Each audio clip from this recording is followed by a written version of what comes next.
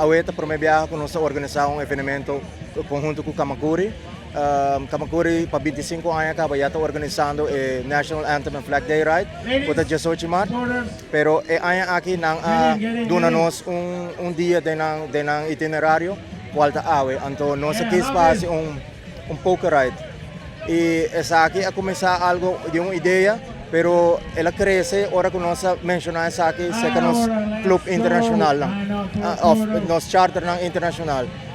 Então essa etapa única awe nós tem mais ou menos 60 gente né for de merca, nós tem 60 e pico, 65 né, e outro 38 for de Corsou Bonaire e Suriname. E assim nós temos pareja for de Alemanha que é membro de Iron Order. Nós awardo invitar para Iron Order Motor Club Aruba para fazer a abertura de uma bike ride em conexão com a nossa celebração de Dia Nacional. E em quadro aqui nós estamos muito contentes de poder presenciar aqui. Então,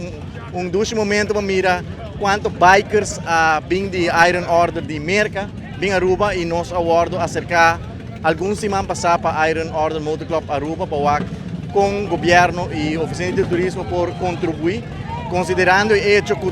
grande quantidade de,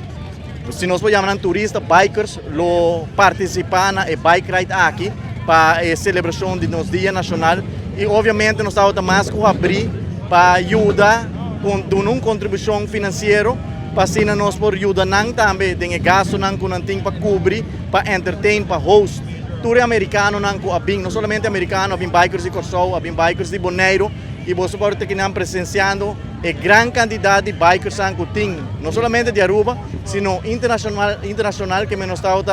abrir para dar um sustento financeiro qual nós fazemos também e nós estamos contentes com nós por dar uma contribuição aqui, uma contribuição chiquita, mas com impacto seguro grande para todo turista americano que presenciar ayer e também amanhã durante a clausura de bike ride turismo que também Aruba tem de não portar a bem para promover viajar tem de não aí bem Aruba acaba portar pero não está dando uma contribuição segura hobby positivo na nosso turismo na nossa economia não está queda na hotel